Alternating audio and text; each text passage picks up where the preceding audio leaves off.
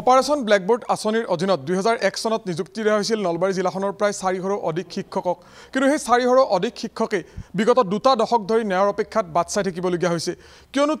তেওঁলোকৰ যিখিনি প্ৰাপ্য সেই প্ৰাপ্যৰ পৰা বঞ্চিত কৰি তেওঁলোকক চাকৰিৰ পৰা আঁতৰত ৰখা হৈছে আৰু যাৰ বাবে তেওঁলোকে যথেষ্ট সংগ্ৰাম আৰু ন্যায়ৰ অপেক্ষাত তেওঁলোকে বাট চাই থাকিবলগীয়া হৈছে বিগত 2 দশক ধৰি কিন্তু শেহতীয়াকৈ নলবাৰী জিলাখনত অনুষ্ঠিত হোৱা যি 14 সংখ্যক কেবিনেট বৈঠক সেই কেবিনেট বৈঠকত মুখ্যমন্ত্ৰীগৰাকীয়ে OBB শিক্ষকসকলক স্বয়ং আঁচনিত অন্তৰ্ভুক্ত কৰাৰ প্ৰতিশ্ৰুতি দিছিল তেওঁলোকক স্বয়ং আঁচনিৰ অধীনত 2 লাখকৈ টকা দিয়া হোৱাৰ কিন্তু স্বয়ং আঁচনিত অন্তৰ্ভুক্ত নকৰি মুখ্যমন্ত্ৰীগৰাকীৰ এই যে কেবিনেট সিদ্ধান্ত সেই সিদ্ধান্তক পুনৰ বিবেচনাৰ আহ্বান জনাইছে নলবাৰী জিলাখনৰ OBB শিক্ষকসকলে মোৰ লগত একাংশ OBB শিক্ষক আছে মই তেখেতসকলৰ ওচৰলৈ আহিবলৈ বিচাৰিম পুনে মই আপোনাৰ ওচৰলৈ আহিছো যেহেতু যি আসলতে কেবিনেট সিদ্ধান্ত হ'ল 2 লাখকৈ টকা স্বয়ং আঁচনিৰ অধীনত আপোনালোকক দিয়াৰ প্ৰতিশ্ৰুতি দিয়া হ'ল আৰু এই সিদ্ধান্তটো আপোনালোকে পুনৰ বিবেচনাৰ আহ্বান জনাইছে আপোনালোকে 2 দশক ধৰি ন্যায়ৰ অপেক্ষাত বাট চাই আছে ন্যায়ৰ পদলিত এতিয়াও আপোনালোক উপস্থিত হোৱা নাই বুলি আপোনালোকে কৈছে হয় যেটো সমস্যা সমাধান কৰিম বুলি ক'লে মানে স্বয়ং আঁচনিত অন্তৰ্ভুক্ত কৰিম বুলি ক'লে মুখ্যমন্ত্ৰী মহাশয়ে আমাৰ যেটো 2001ৰ OBB সমস্যা আমি 2001ৰ পৰা ন্যায়ৰ কাৰণে যুজি এতিয়া এই 2024 চনত আমাৰ ন্যায়টো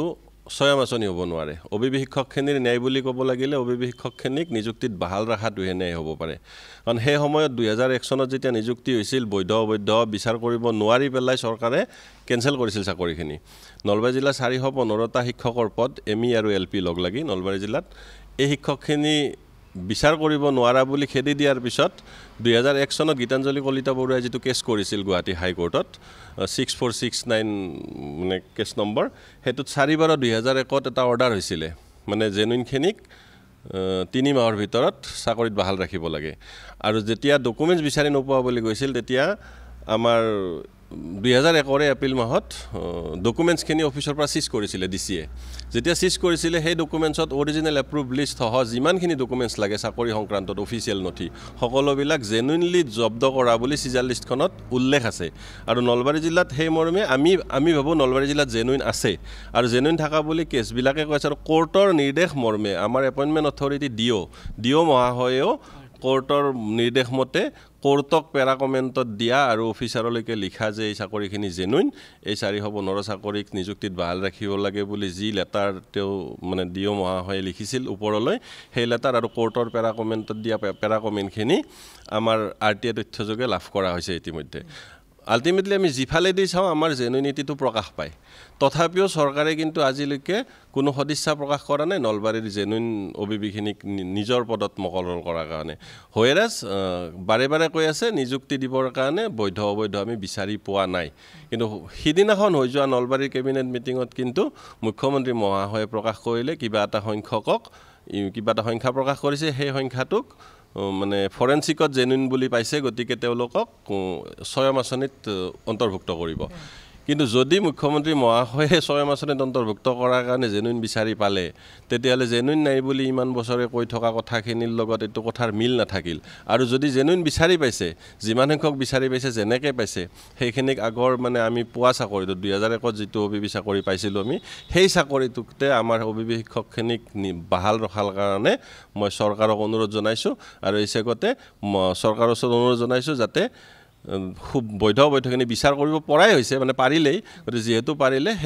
সেই মতে চাকৰিখিনি বাহাল দাবীখিনি মানি ল'ব লাগে অকনমান আপোনাৰ ওচৰলৈ আহিছো কি দাবী জনাব এখেতে কথাখিনি ক'লে আপোনাৰ মুখেৰে পুনৰবাৰ জানিব বিচাৰিম যেহেতু আপুনি তথ্য জনাৰ অধিকাৰ আইনৰ অধীনত বিভিন্ন তথ্য আপুনি সংগ্ৰহ কৰিছে গতিকে তথ্যখিনি সংগ্ৰহ হোৱাৰ পিছত এতিয়া মুখ্যমন্ত্ৰীগৰাকীয়ে আপোনালোকক ঘোষণা কৰিছে যে প্ৰায় 347 গৰাকীকৈ শিক্ষকক স্বয়ং আঁচনি অন্তৰ্ভুক্ত কৰিব গতিকে এতিয়া আপোনালোকৰ দাবীটো কি আমাৰ দাবীটো হ'ল RTI এক্টৰ জৰিয়তে আমি যিখিনি তথ্য পাইছো বিভাগীয় কৰ্তৃপক্ষ দিছে তাত সম্পূৰ্ণভাৱে আমাৰ এপ্ৰুভ লিষ্ট সকলো কথা বৈধ শিক্ষকৰ বাবে যিখিনি প্ৰয়োজন গোটেইখিনি আমি পাইছোৱে গতিকে মাননীয় মুখ্যমন্ত্ৰী মহোদয় আমাৰ নলবাৰী জিলাক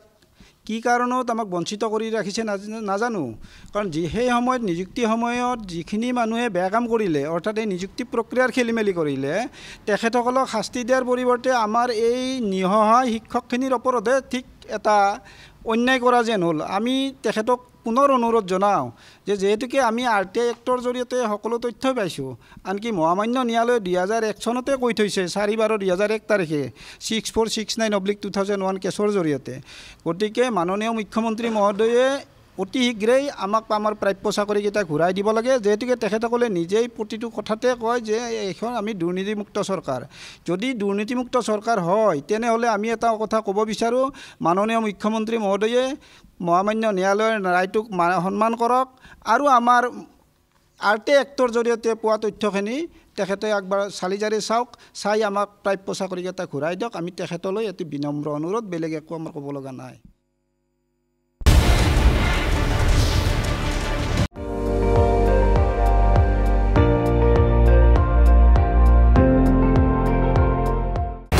আপুনি চাই আছে ND24 সৰ্বশ্ৰেষ্ঠ নহয় সৰ্বোত্তমৰ দৌৰ